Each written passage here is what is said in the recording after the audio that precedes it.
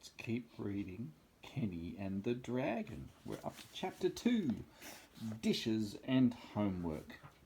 Not in a million years, Kenny's mum said. She then blew on her spoonful of soup and sipped it. But Mum, it's a dragon. I want to go see it before anyone else does. Who knows what that thing could do to you? You could get bit or scratched up, and it's probably carrying all kinds of diseases. Right, Pa? As usual, Kenny's father was much calmer now that he had eaten, and Kenny studied him as he stared on his third bowl of chowder. The dainty wooden soup spoon looked old, held in his rugged, worn paws. In fact, the lad half waited for his father to lift the bowl up and slurp the remainder of the chowder. Instead, he calmly said, "If Kit thinks he can handle the likes of a dragon, then I think we should let him. After all," he continued, winking at his son, "he ain't no little bunny any more." His mum folded her napkin and set it on the table. She sighed. "All right, but not until you finish the dishes and your homework." "Oh, I can do those later. Let me go now, please." "Dishes and homework first," she repeated as she pointed at him with her spoon. Kenny cleared the table and cleaned the dishes in record time. As he finished drying the last of the soup bowls, he watched the sun sink lower and lower in the darkening sky. When he was finished, he ran into his room and dumped his book bag upside down onto his bed. Textbooks spilled out, pencils rolled off onto the floor, and loose papers scattered like white leaves. Kenny shuffled through it all and picked up stars and their constellations, the book he was supposed to do a book report on. It was his last assignment for the school year, and it would be an easy one for him, as he'd read the astronomy text front to back several times already. Now he simply needed to write the report. Or, he thought, with a little persuasion on my teacher, Mrs. Skunkmeyer, I could do an oral report instead, and I won't have to write anything, so technically I'd be finished my homework. However, an oral book report meant going in front of the class and talking. The last time Kenny had done that, it was on the topic of the migration of the ruby-throated hummingbird for his science class, and it hadn't gone so well. One of his classmates had started snoring loudly, and another hooted, "Snoring boring," bringing snickers to the entire room as Kenny tried to give his presentation. The other kids just didn't get excited about the stuff that he did, but honestly, who wouldn't be fascinated by the idea of a tiny bird flying all over the world by itself? If a little hummingbird could do that, well, then he paused in his thoughts, for there on the bookshelf next to his copy of Amazing Hummingbird Stories was an old bestiary he had borrowed from his friend George. He grabbed the leather-bound tome and opened it up. It smelled musty and old, and in one whiff Kenny was back in George's dim bookshop in a beat-up armchair surrounded by stacks of books.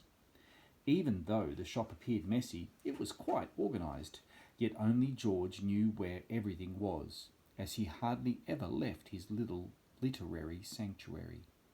When Kenny would visit, the retiree would always recount a story about his past adventures, usually over a game of chess. He had plenty of new and interesting books to show.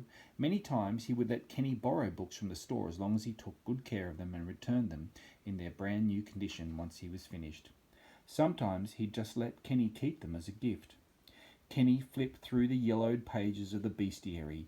Albatross, bear, chimera, dragon, he said aloud. Kenny hadn't finished this book yet, and had read only some of the entries. The illustration for the dragon showed a vicious, sinewy, coiled monster belching white-hot flames. "An actual dragon," the young rabbit said to himself. "It's like seeing a living dinosaur. Imagine bringing him to class for the science fair." He turned the page and there were more pictures. One was of an armoured knight fighting a dragon. In one hand the knight held a shield, in the other a long lance, with which he was pinning the reptilian beast down to the blackened, scorched earth. Fallen knights littered the background. A little gear in Kenny's mind clicked into place. Maybe I can do my report on this bestiary instead and add my own field observations, he said, slamming the book shut and shoving it into his worn leather book bag. I better get prepared. Dashing through the house, Kenny grabbed a pot, a pan, some rope, an old broom, and a garbage can lid. He strapped a blackened frying pan to his chest using the ropes and his belt. Placing the pot on his head, he rolled up the sleeves to his flannel shirt and grabbed the broom, the lid, and his book bag as he headed for the door. His mother and father were sitting in their rockers on the front porch. His dad was smoking his after-dinner pipe while his mum was stitching a patch onto the knee of Kenny's trousers.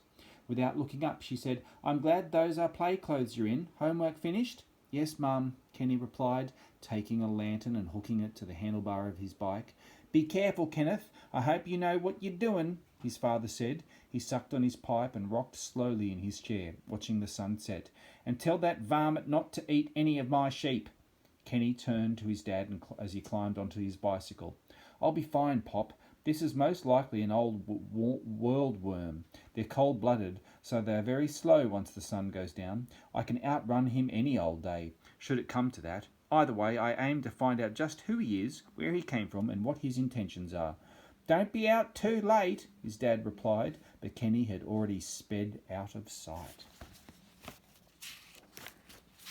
Chapter 3. Chapter 3. Graham like the Cracker. Kenny left his bicycle at the foot of Shepherd's Hill near Parish Creek, where he waved to old Pop's possum, who was at his usual fishing spot.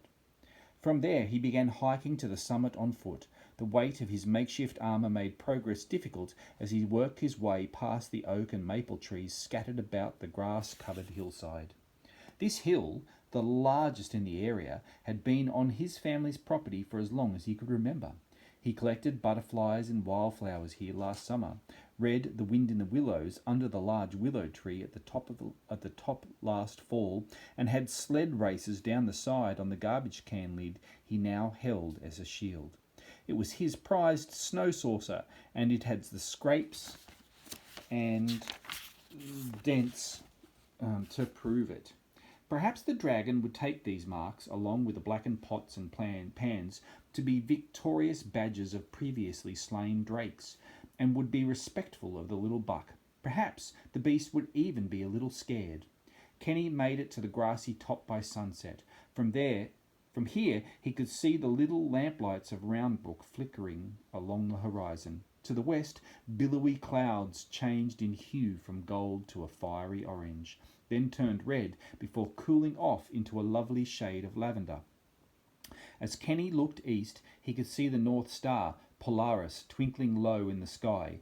Directly below, curled up and sleeping on the far side of the hill, was the dragon. He gulped. This animal was bigger than the illustrations in his book. Much bigger. Mesmerized, Kenny slowly approached the monster, happy to be downwind of it, on the off chance that it could smell him and attack. He was halfway across the hilltop when he thought the creature had sensed him because it was growling in a long, low tone, just like a lion. A giant reptilian bloodthirsty lion. Kenny froze, hoping it would stop and go back to sleep. But the beast never moved, and he soon realized it wasn't growling at all. It was purring. The book didn't mention anything about purring, he whispered to himself. He pulled the bestiary out of his book bag and studied the picture once again. The image depicted a dragon that was slithery, scaly, and very fierce-looking.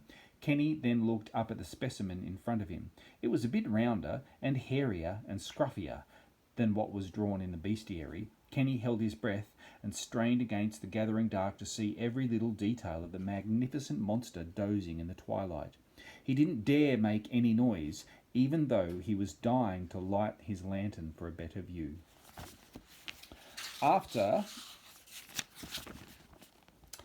a while, the rhythmic purring started to make him feel relaxed. He listened while its large ribs expanded and contracted with each breath. He closed the book and put it into his satchel. At this movement, the great beast cracked open one large lemon yellow eye. Kenny froze, mouth agape. The creature's head rose up from the ground and focused on the small rabbit studying him. Then the dragon did a sort of fake stretch and a pretend yawn and settled back down. Of course, you know this move very well. It's the I am pretending to fall asleep but I am really wide awake move, and is best used on parents when they check on you in your bed at night. The dragon closed his eye, gave out a sigh, then said in a low, gravelly voice, "No throwing rocks at me or poking me with a stick or yelling at me, 'cause I won't tolerate it. And don't waste your time pouring water on me to douse my fire, 'cause that doesn't work at all. I just got comfy on a nice cool spot of grass here, and I'm trying to sleep, so leave your food and off you go." The dragon's words trailed off, and he began fake sleeping again, making a purring sort of snoring sound. Kenny cleared his throat. Ahem! Nothing. Ahem! Still nothing. He had to try another tactic. Were all dragons this unresponsive? No wonder they were practically extinct. Cough, cough! Bantling, aren't you here with an offering, a meal, and a libation perhaps? Leave it by my entryway, and then you'd best scurry home. It's getting late. I didn't bring you anything, Kenny stammered. No food, the dragon said, not moving a single scale. Then why on earth have you brought those pots and pans? Surely you were planning on cooking me a delicious dinner. He eyed the garbage can lid, and serving it on that large meal platter. Not only had his book not mentioned dragons purring, it hadn't mentioned bringing gifts either. Clearly, the author did not take his subject seriously, or else he hadn't done his research thoroughly. Kenny set his broom lance on the ground. Well, I do have a bestiary that I've been reading, but now I'm not so sure of its accuracy. A bestiary? Really? The dragon's eyes opened wide and he quickly sat up. He rubbed his scaly paws together. Come on then, let's have a look. He extended his hand. It was nearly as big as Kenny was and ended in long, sickle-shaped claws. The young rabbit pulled the old book out of his satchel. He grabbed the ribbon bookmark and opened the book to the page titled Dragons. Please don't burn it. I'm borrowing it from a friend of mine. Burn it? What sort of unchancy fire drake do you take me for? Why, I'd just as soon burn my own tail as burn a book. He looked at the title on the cover. The King's Royal Bestiary. Let's see here what it says. The dragon stretched out his long curly tail and reached into an opening hidden in the shadows of the rocks and boulders on the hillside.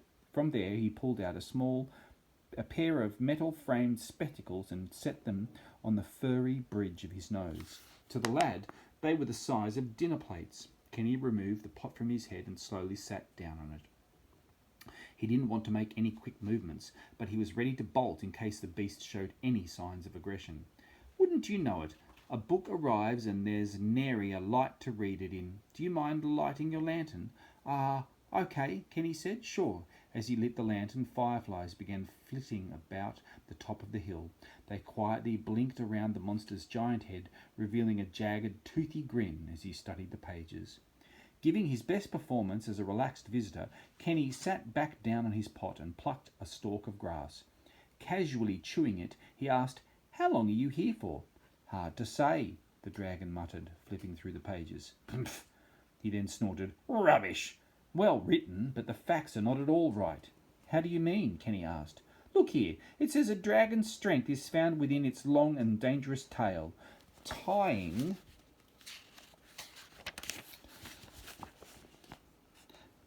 the tail in a knot will render the foul beast harmless, but be warned, all drakes kill anything they catch with their vicious coils. Not true.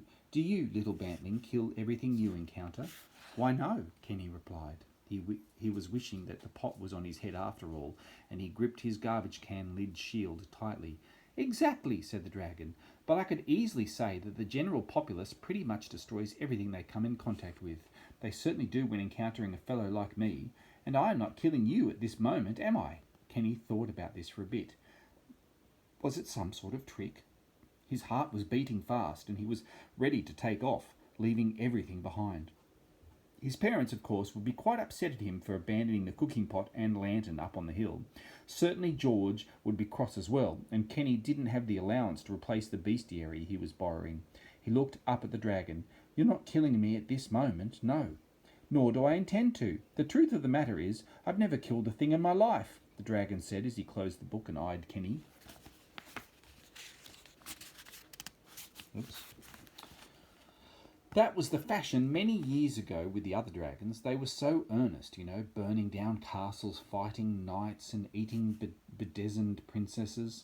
That was never my cup of tea. I am more what you'd call a Renaissance fellow. I like to see the world and savour it, not destroy it.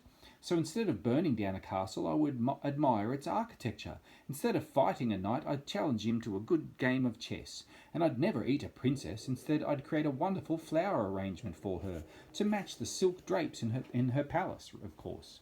"Really," Kenny said, "this dragon was certainly not at all what he'd expected. Not a scourge, a devil, or even a nuisance. Well," said the dragon with a sigh, "that was how I got by. Live and let live, which is all fine and dandy until I got trapped." Kenny set down his garbage can lid shield and loosened the frying pan tied to his chest. "Go on."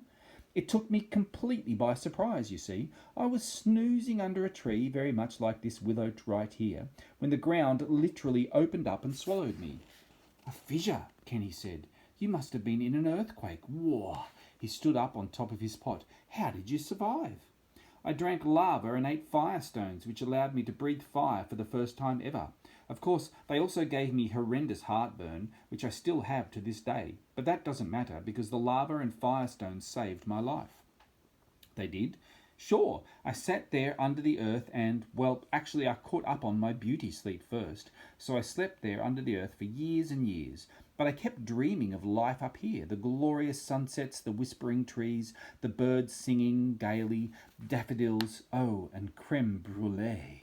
As he said this, the dragon rose to his full height, causing the swarm of fireflies to swirl and dance around him. As the drake looked up, Kenny followed his gaze to the sky, which was so bright from the Milky Way that he could not tell where the fireflies ended and the stars began. The dragon took in a deep breath, then looked back down at Kenny, and so I finally awoke. With my fiery breath, I blasted and burned a tunnel back up to the surface to see it all again. I mean, how could I miss all of this? That's when I arrived here." "What a tale," Kenny said. "What do you plan on doing now that you're here?" "Not much.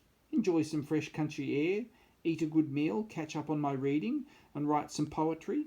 Actually, I consider myself quite a poet. Would you like to hear some poems?"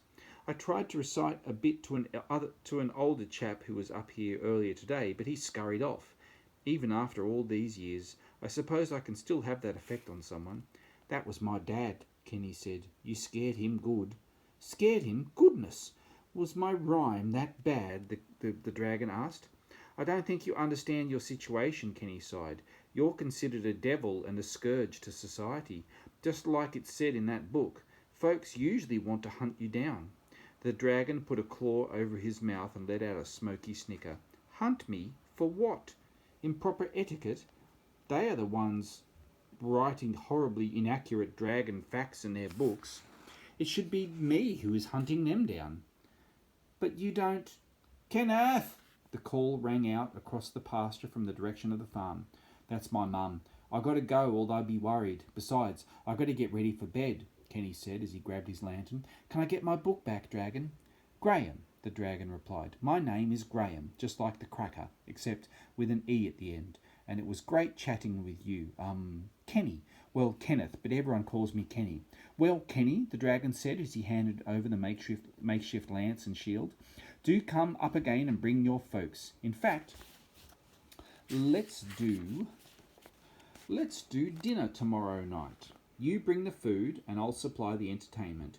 Is your mum a good cook? Tell her I have a ravenous appetite for soufflé, glazed carrots, mashed potatoes, and of course creme brulee."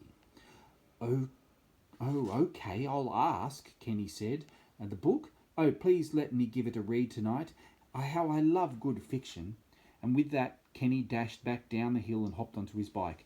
Excited, he pedalled towards his house. He couldn't wait to tell his parents how curious, how interesting the dragon, whose name happened to be Graham, truly was.